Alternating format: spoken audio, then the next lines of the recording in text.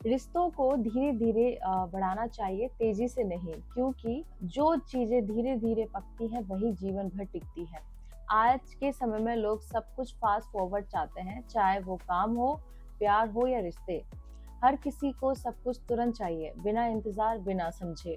लेकिन सच्चे रिश्ते समय मांगते हैं, समझदारी, समर्पण और धैर्य के साथ पनपते हैं। अगर हम हर चीज का जल्दी रिजल्ट चाहते रहेंगे, तो हम उन भावनाओं को खो देंगे जो एक रिश्ते को गहराई देती है।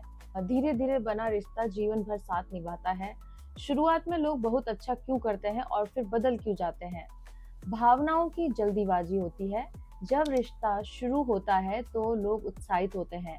वो सामने वाले को खुश करने के लिए हर संभव कोशिश करते हैं। प्यार, ध्यान, उपहार, बातें, सब कुछ। पर ये उत्साह कई बार असली स्वभाव नहीं बल्कि इम्प्रेशन होता है, सच से सामना। समय के साथ जब इमोशन का तूफान ठहरता है तो असली इंसान सामने आता है, और अगर रिश्ता सिर्फ शुरुआत की चमक पर टिका होता है तो वो टिकता नहीं। शादी में भी यही होता है। पहले परिवार, पार्टनर, सब कुछ अच्छा लगता है क्योंकि सब रोल प्ले कर रहे होते हैं। लेकिन जैसे ही जिंदगी की हकीकत, जिम्मेदारियां और दिनचर्या सामने आती है, भावनाएं थकने लगती। और अगर आत्मा का जुड़ाव नहीं होता तो रिश्ता बंधन बन जाता है, बंधन नहीं। क्योंकि होता है ऐसा, क्योंकि लोग प्रेम नहीं, प्रदर्शन करते हैं, और जब अभिनय थकता है तो लोग बदल जाते हैं। तो इसका समाधान क्या? धीरे धीरे रिश्तों को जानो, रिश्तों को समय दो, परखो, और सिर्फ शब्द नहीं, कर्मों को देखो। बाहर नहीं, भीतर के। जो प्रेम आत्मा को ऊंचा करे वही सच्चा है, और सिर्फ शरीर, पैसा या दिखावे से शुरू हो वो जल्दी ही थम जाता है। शादी तभी करो जब भीतर आत्मिक संतुलन हो, नहीं तो शादी सिर्फ दो शरीरों की व्यवस्था बनकर रह जाती है, आत्माओं की यात्रा नहीं। शुरुआत में जो तेज चलता है वो जल्दी बुझता है, लेकिन जो धीरे धीरे सुलगता है वो पूरी जिंदगी गर्माहट देता है। जब शादी परिवार ने तय की, दो लोग मिले पर आत्मा से मेल नहीं हुआ, तो फिर ऐसे रिश्ते में क्या होता? जब विवाह समाज तय करता है लेकिन आत्मा मौन होती है। शरीर जुड़ते हैं, आत्माएं नहीं। जब दो लोग बिना आत्मिक समझ के बस परिवार के कहने पर जुड़ते हैं तो रिश्ता सिर्फ एक व्यवस्था बन जाता है। उसमें प्रेम कम, कर्तव्य का बोध ज्यादा होता है, मन और चेतना में संघर्ष होता है। ऐसे रिश्तों में बाहरी शांति हो जाती है लेकिन भीतर कमी बनी रहती है, किसी गहरे जुड़ाव की, समझ की, साथ की। रिश्ता निभाया जाता है, जिया नहीं जाता। ऐसे लोग अक्सर एडजस्टमेंट और सेक्रीफाइस के नाम पर जीते हैं, पर आत्मा अंदर ही अंदर अकेली रहती है। नियति और कर्म का परिणाम।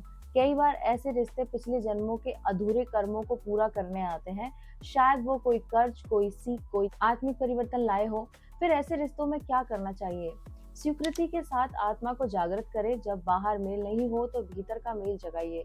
अपने भीतर शिव शक्ति को जागृत करिए, जिससे आप उस रिश्ते में भी प्रेम, करुणा और चेतना ला सके, चाहे सामने वाला वैसा न भी हो। रिश्ते को तप बनाइए, जैसे तप से आत्मा निखरती है वैसे ही ऐसे रिश्ते भी हमें भीतर से तोड़ते हैं, ताकि हम और सच्चे और गहरे बने।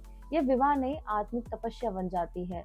लेकिन ऐसे लोग मुश्किल ही होते हैं, बाकी तो भारी उलझनों में ही जीवन बिता देते हैं। कभी कभी आत्मा को उड़ने देना भी जरूरी होता है। अगर रिश्ता अपमान, अत्याचार या आत्मा के दमन तक पहुंच जाए तो धर्म यही कहता है कि खुद को मुक्त करो। विवाह का उद्देश्य बंधन नहीं, आत्मा की यात्रा को सहयोग देना होता है। लेकिन ये तो किसी को समझ ही नहीं है।